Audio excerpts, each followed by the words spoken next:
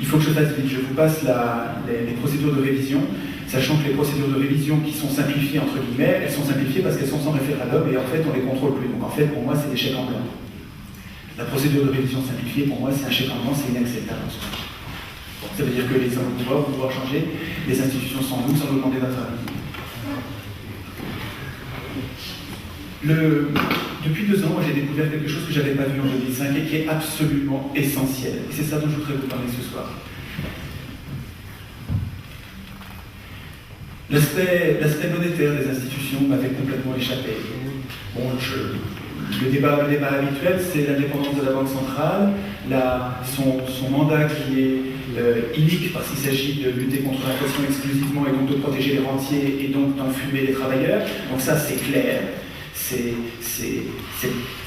nuisible pour nous tous, pour la multitude, d'accord, mais il y a pire que ça. Il y a pire que ça et personne n'en parle. Personne n'en a parlé, ça date de Maastricht. L'article 104 de Maastricht interdit aux États d'emprunter auprès de la Banque centrale. Dit comme ça, c'est inextricable, c'est inintelligible, personne ne peut comprendre. Les États ne peuvent plus emprunter auprès de leur Banque centrale. Et alors, qu'est-ce que ça peut faire, moi? Bien, figurez-vous que c'est comme ça que les États créent la monnaie. Quand un État avait besoin de monnaie, quand il avait besoin d'un investissement, quand il fallait construire une autoroute, des hôpitaux, une voie ferrée, quand il avait besoin d'argent, il empruntait auprès de sa banque centrale qui créait l'argent pour l'occasion, et puis quand il lui remboursait sans intérêt. Il lui remboursait sans intérêt. Et depuis, alors c'est plus vieux, ça date de 73, depuis une loi 73, la France est interdite d'emprunter auprès de sa banque centrale. C'est passé comme une lettre à la poste, personne n'en a parlé. Personne n'en a parlé. Depuis, la dette publique ne fait qu'augmenter et le chômage avec. Et le chômage avec. Ce qui s'est passé en 92 avec Maastricht, c'est que cette interdiction pour les États de créer leur monnaie, de créer la monnaie, cette interdiction a été montée au plus haut niveau du droit, à un niveau dont on ne revient pas. Vous pouvez changer d'avis, ben vous n'y changerez rien. C'est monté au niveau institutionnel, c'est monté au niveau international. Ben réfléchissez aux moyens que vous allez pouvoir utiliser de revenir sur l'article 104 de Maastricht, qui est devenu l'article 123 du traité de Lisbonne. Et qu'est-ce que ça veut dire concrètement? Ça veut dire que quand un État, imaginez, je prends un exemple qui est tout à fait d'actualité, mais c'est très concret, et tous les sujets de l'actualité sont impactés par ce que je vous dis. Je prends l'exemple des logements, il manque 900 000 logements en France. Bon, c'est une bonne raison pour expliquer l'inflation folle des logements. Il en manque 900 000, disons 1 million de logements. Prenons un chiffre simple pour que vous compreniez. Prenons des logements à 100 000 euros. 1 million de logements à 100 000 euros, j'ai besoin de 100 milliards. Bon, j'ai besoin de 100 milliards. Si je peux les emprunter auprès de la Banque centrale, si je peux créer l'argent, j'emprunte 100 milliards, je rembourse en 20 ans 5 milliards tous les ans avec des impôts et les loyers de ces logements. En 20 ans, j'ai remboursé. Je détruis l'argent au fur et à mesure où je rembourse. J'ai créé l'argent quand j'emprunte, je détruis quand je rembourse, le mécanisme classique du crédit. Et ça va coûter 100 milliards. Et bien aujourd'hui, ça ne marchera pas comme ça, à cause de l'article 104 de Maastricht. Vous êtes obligé de l'emprunter à qui? À ceux qui ont de l'argent. Les banques privées, puis ceux qui ont de l'argent, les riches qui ont de l'argent à prêter.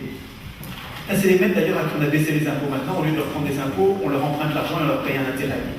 Et les 100 milliards de ces investissements, ils vont vous coûter 200 milliards sur 20 ans.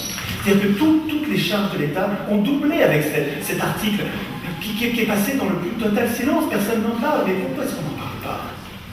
Alors quand on parle de pouvoir d'achat et qu'on ne parle pas de l'article 104, on ne parle pas de la création monétaire abandonnée aux banques privées, parce que la création monétaire, on va vous dire la création monétaire, oui mais c'est pas bien, parce que l'État quand il a la création monétaire, il abuse et il déclenche de l'inflation.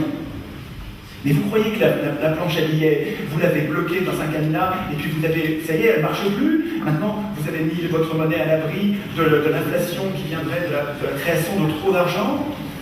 Pas du tout, la planche à billets, vous l'avez retirée à l'État, donc vous nous l'avez retirée, enfin, on nous l'a retirée, mais on l'a donnée à qui? On l'a donnée aux banques privées, les banques privées, elles la font tourner à fond de manette, la planche à billets. La base monétaire sur la zone euro, elle augmente de 11% par an. 11% par an, alors qu'on a 2% de croissance. 11% par an de croissance de la masse monétaire. Et la planche à billets, je peux vous dire qu'elle tourne. Ils ont bien compris ce qu'ils avaient à gagner à la planche à billets. Alors pourquoi est-ce qu'on s'en prive? Pourquoi diable est-ce que nous on s'en prive? Regardez, quand les banques ont besoin d'argent, on leur lâche 400 milliards en 48 heures. Dès qu'ils ont besoin d'argent, on en trouve. Et c'est pas inflationniste, non là c'est pas inflationniste, ça pose pas de problème. Et quand les travailleurs en ont besoin, quand les entreprises en ont besoin, quand l'économie en a besoin, quand on a besoin de services publics, on ne trouve pas d'argent. Mais c'est une arnaque. C'est une arnaque. Et alors, ce dont il faut que je vous parle vraiment, alors, c'est pas une lubie ce dont je vous parle, hein. J'ai un prix Nobel derrière moi, donc quelqu'un qui connaît le sujet. Il se trouve que c'est quelqu'un de droite, Maurice Allais. Et je pense que c'est parce que c'est quelqu'un de droite que les gens de gauche disent, non, qu'est-ce que de droite, on fait en bloc, on le rejette. Je crois que c'est une erreur. Maurice Allais a écrit, a démontré, et il vitupère les banques privées, en disant c'est pas normal que les banques privées aient capté la création monétaire et déclenchent toutes ces crises qui ruinent les petits gens. C'est pas normal. La création monétaire, dit Maurice Allais, prix Nobel d'économie, spécialiste de la monnaie, pas vraiment un débutant, pas vraiment un incompétent sur la monnaie.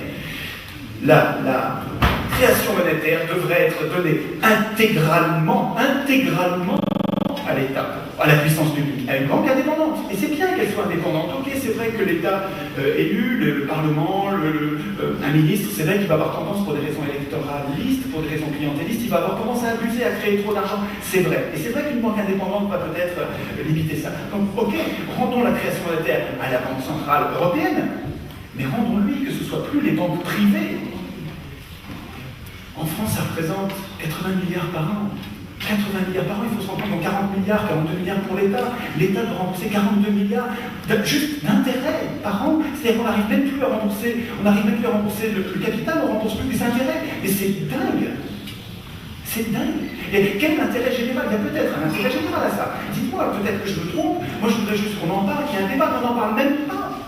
Et bien moi, je crois, je vais vous dire, l'intuition que j'ai, c'est que c'est le cœur nucléaire des institutions européennes. C'est-à-dire que cet article 104, qui devient article 123, c'est la raison pour laquelle, c'est ce qui permet notre impuissance. L'impuissance politique des humains, là, elle est rendue possible par l'impuissance monétaire, par le sabordage monétaire. Alors je ne sais pas comment nos élus je ne sais pas comment les banquiers ont fait convaincre nos élus, je ne suis pas sûr du tout que les élus, je suis même presque certain que les élus l'ont fait sans s'en rendre compte, sans se rendre compte que c'était si important. Je suis sûr que... non, je ne pense pas que les élus l'aient fait volontairement, pas du tout. Non, je pense qu'ils se sont fait enfumer, et puis je pense qu'ils ont des comptes à rendre aussi, hein. C'est-à-dire qu'ils sont très très sous influence, et c'est le deuxième auteur dont je voudrais vous parler, à part Maurice Allais. Il y a un deuxième auteur que je suis en train de découvrir, mais qui est immense. C'est un petit bout de bonne femme, mais c'est une femme courageuse, mais c'est incroyable c'est important ce qu'elle nous dit. Elle s'appelle Annie Latroiris. Alors elle est communiste, c'est quelqu'un de gauche, et c'est quelqu'un qui travaille dans les archives, et figurez-vous que les archives elles sont protégées pendant 60 ans, puis qu'aux 60 ans elles sont libérées. Et qu'est-ce qu'on est en train de découvrir depuis 10 ans?